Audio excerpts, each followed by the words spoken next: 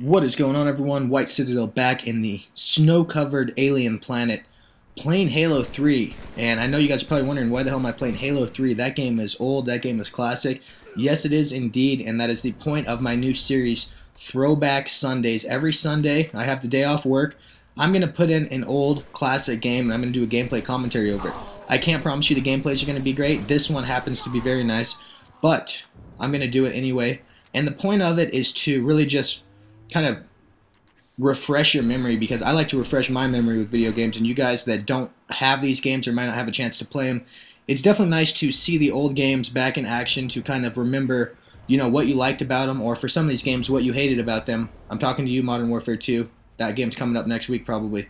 Anyway, I'm going to do a little review. I'm going to talk a little bit about my experience with the game, and then I'm going to really tell you how it stands up to the test of time. And this weekend I sat down with Halo 3, this gorgeous game. This is one of the classic games. I don't want to call it classic, but it really does feel like a classic game, even though it's only like 5 years old. I can't believe it came out in 2007 in the fall. And in video game terms, a couple years really makes a game a classic. If it's been out for more than 2 or 3 years, it's already old. It's already not garbage, but the online community is kind of dead for it. At Halo 3, I had so much trouble finding games tonight. But anyway, I'm going to do games that are basically not mainstream anymore. So when I say classic, I might mean 2, 3 years old. And Halo 3 fits that criteria. Halo Reach does not. That game's still common. It's the most recent Halo, so it's not really a classic. But since Halo 3 is not the most recent Halo, I will consider it a classic game, and it's going to be the topic of my first Throwback Sunday. So, like many people, I went and got Halo 3 the day this game came out, back in 2007 in the fall. I got the Legendary Edition, so I have the Master Chief, kind of like half-scale size replica helmet, and it holds 3 discs, I believe.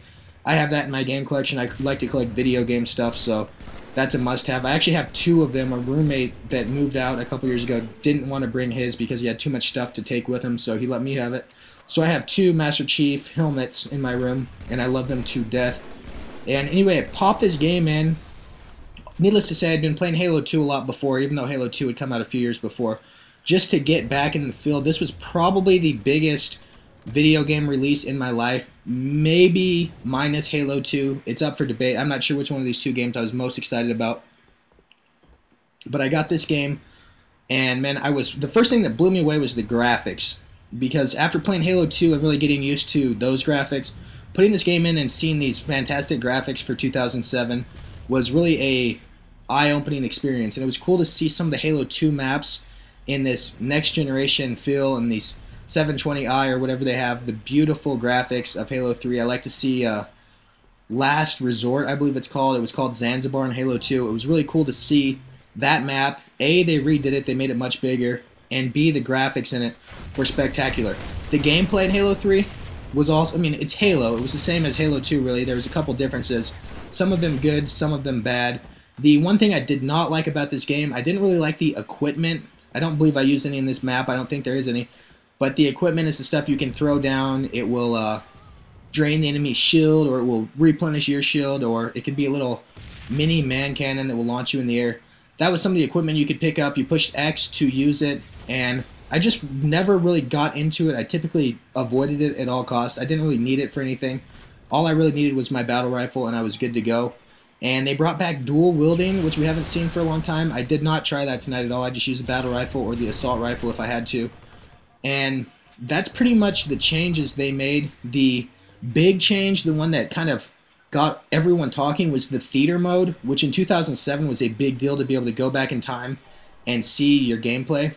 So overall, it was a good game. I played it for several months at least. The one challenging thing about Halo 3 is that this game came out in a very competitive time for video games. Like Modern Warfare 1 came out a few months after. And it's something that Halo 2 just didn't have to deal with. Halo 2 came out on the Xbox Live Marketplace. Or sorry, it was the first big game to use Xbox Live, I should say. And it didn't really have any competition. So everyone was playing that game, and everyone cared about how they did in that game and stuff.